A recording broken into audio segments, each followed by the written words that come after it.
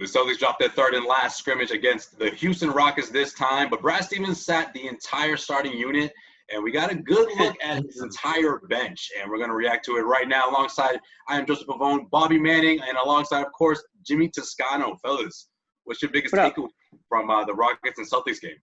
You want something goofy or something? I'll go goofy. I'm here for all one of each. I'm here for all of it, Bobby. We got plenty of time. All right, Carson Edwards. I don't know. I didn't watch all his Purdue film. I didn't scout him heavily coming into the league. We all saw his March Madness, but I didn't see that dunk on James Harden being in his arsenal. Oh, Lord. There are multiple reasons the Rockets probably regretted playing everybody deep into that game, but that's one we're going to be replaying for some amount of time. Carson throwing down on Harden. I don't think there's a – those squats, man. Will that be the best play of Carson's career? I don't know. I think that's the best play of his life. I don't know. Sure. Did you guys not see the NCAA tournament? He had some pretty good shots. Oh, yeah, but no throwdown. I will say that's probably a very featured part of his highlight reel for sure. Throwing down a dunk again over James Harden. I didn't know he had those hops, but they say Skywalker. I'm gonna call him Thigh Walker because this dude was just soaring through the air. And when you look at those thighs, man, those squats are paying off, man. That's how you get those ups. Yeah, it's got to be that. Or if you hit the gym once in your life, you know what I was talking about. Oh, wow.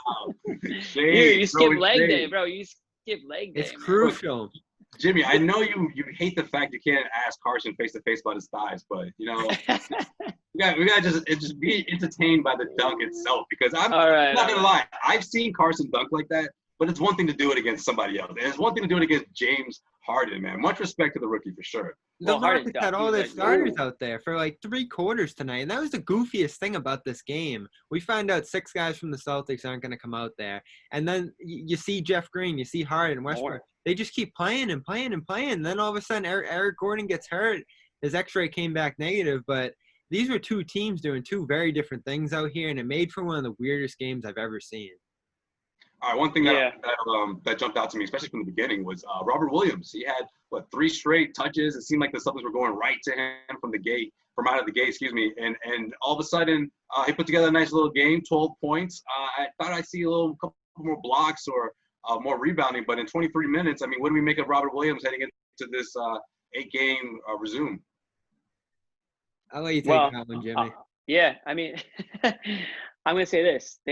We've talked about it before. Depth is not on their side. So if they can get Robert Williams to be a serviceable backup big, that's huge because we already know how small this team is. Daniel Theis is your starting center.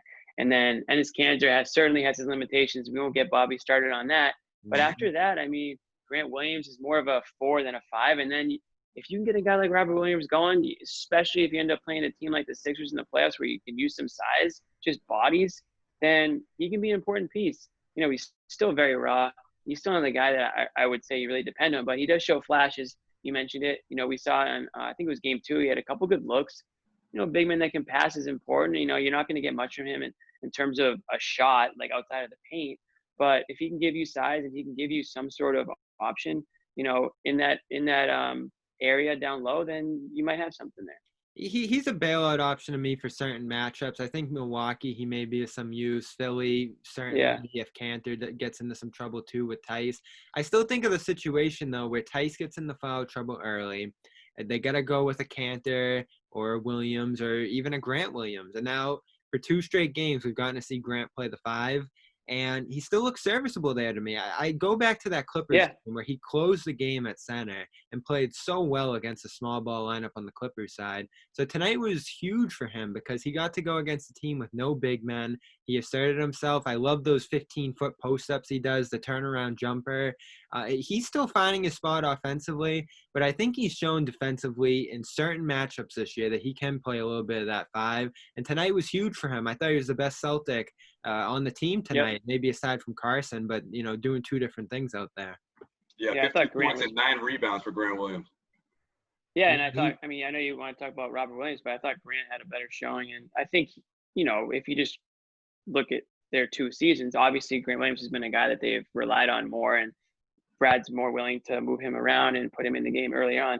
Obviously, Grant Williams struggled with the outside shot, but maybe that's something that he's worked on a little bit. Maybe that's something that, you know, he might hit that 3-pointer or that long two. You know, God forbid he takes a long two, but if he did, you know, might be more inclined to hit it in this stretch of games here. So listen, they need bench depth. So Grant Williams, come on down, man. I mean, the opportunity is there for so many players on this Celtics team right now. You on the Romeo hype train, Josue? I am. I think Romeo Langford is someone that's gonna get some minutes here, especially those first 8 games. And for what he's able to do defensively, I think Brad Stevens has to put him in there. You know, has to give him a shot for sure.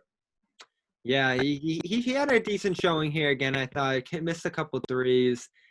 He ultimately gets 32 minutes in this one. He's the guy I look at, him and Grant, depending on, you know, whether you're putting a guy in the wing or at the center. That 8th spot on the bench, they're gonna go 7 deep, but maybe 8 deep certain games. Who claims that spot? That's still the biggest question to me. And Romeo, as we talked about the other day, continues to show that he has the potential to do that. Well, Romeo's like your classic rookie role player, not going to take over games. Like, he played 30+ minutes tonight and took 7 shots. So he's never been asked to do that. So it's not going to be, you know, people wanted to see him shoot a lot more in that third exhibition game, but he's not just going to jump in that role. But you'd like to see him get that extra minute, show that, you know, give him a little bit of confidence, prove to himself that he belongs out there on the court with some of these guys. And then maybe he'll be more inclined to take that shot. But listen, when he's out there in these 8 games or in the playoffs, he's not going to be the guy they look to taking shots. He needs to go in there, do his role, play defense, maybe a backdoor cut or two, and, you know, and just as Bill Belichick would say, do your job. All right, well, we'll have to wait and see. We're days away from meaningful basketball games. I know a lot of Celtics fans will say these last 3 games were really meaningful, but these ones really count here, all right? Starting Friday, Milwaukee Bucks, Celtics, Bucks, Friday night. You know where to find us for coverage here on CLNS Media on YouTube and, of course, at clnsmedia.com.